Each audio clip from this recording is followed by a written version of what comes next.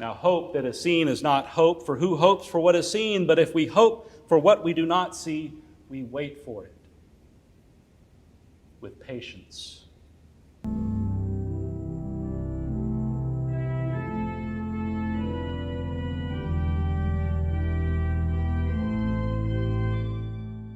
We sure do like to complicate things. Complicating things makes it easy to let ourselves off the hook.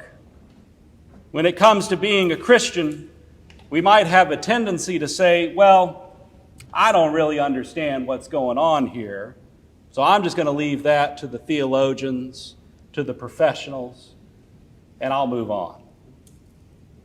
But in truth, Jesus is not that complicated, and his teaching is probably less so.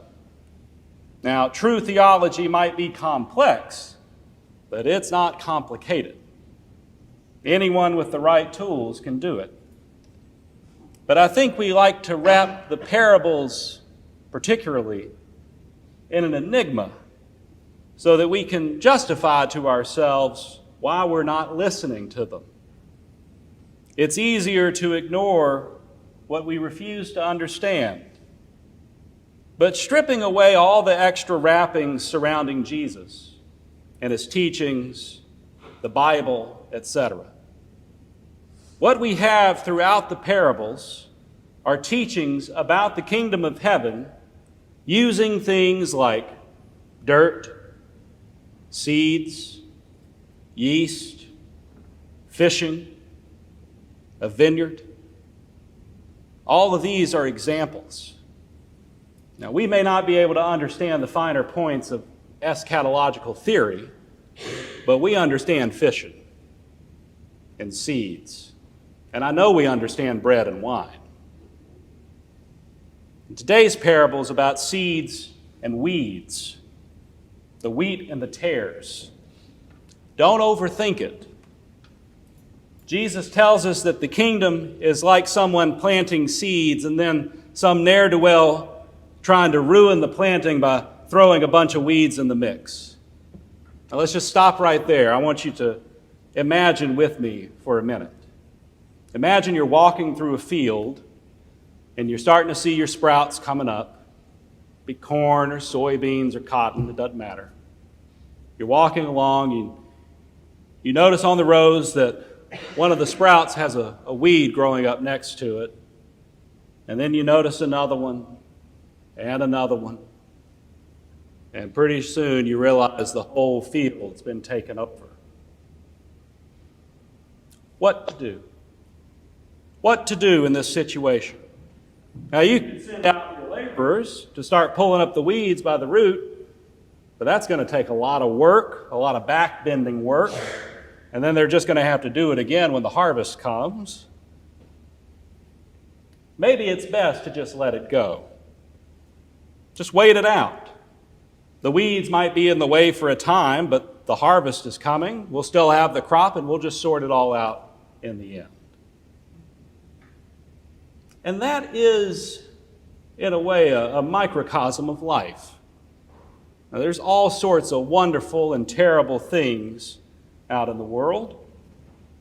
You've got the beauty of the world, you've got the advancement of science, the pleasure of food and music and art, you've got the love of family and friends, but you also have hurricanes and tornadoes and a crumbling electrical grid,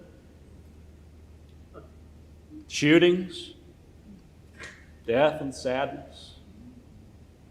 Look at the church. All sorts of wonderful and terrible things in the church. You got your beautiful architecture, your stunning music, friends who become family, lifting one another up. You've also got scandal and abuse and hurt. Look at yourself. All sorts of wonderful and terrible things. You've got your own unique skills and talents and gifts. You've also got your struggles and sins and grief. Every blade of wheat has its weed. Every saint has his sins. So what is God to do with this mixed up world filled with all these sinning saints. And he could send out laborers to pick the weeds, but he might lose some of the wheat, and every grain is precious. So God waits. That's the point of the parable. God knows the evil that we suffer, and he plans to rescue us from this evil. In fact, he's already begun to do so, because he is giving us the grace to be patient little grains in the midst of all the weeds of our lives. Patience in affliction, grace under pressure. God is patient with the weeds. We can be patient too. Jesus was patient with Judas. God is patient with us. And we can do this because we have all the time we need to be who God has called us to be. We can approach disaster with calm and fear with courage and sin with grace because we know that the one who has planted us will see us grow. And even when the weeds grow up, even around our necks, we know that the harvest is still coming. And all those weeds that strangle us and make us wither will be removed. Death will be no more. Mourning and crying and pain will be no more, for the first things have passed away. You all will remember this past Easter, we lost our grandmother to cancer. And it's been a difficult time for our family, to be sure, but we've also had some wonderful times, some even while gathered around the hospital bed. The day she died, we sat around that hospital bed and we laughed and cried and laughed and cried. Wheat and tares. My brother welcomed my first nephew just a month later. A month to the day, actually. Wheat and tares. Last week we learned my grandfather, my mother's father, his cancer's come back. There's no cure, no treatment. Wheat and tares. Now, you've all got stories like this. Even God has a story like this.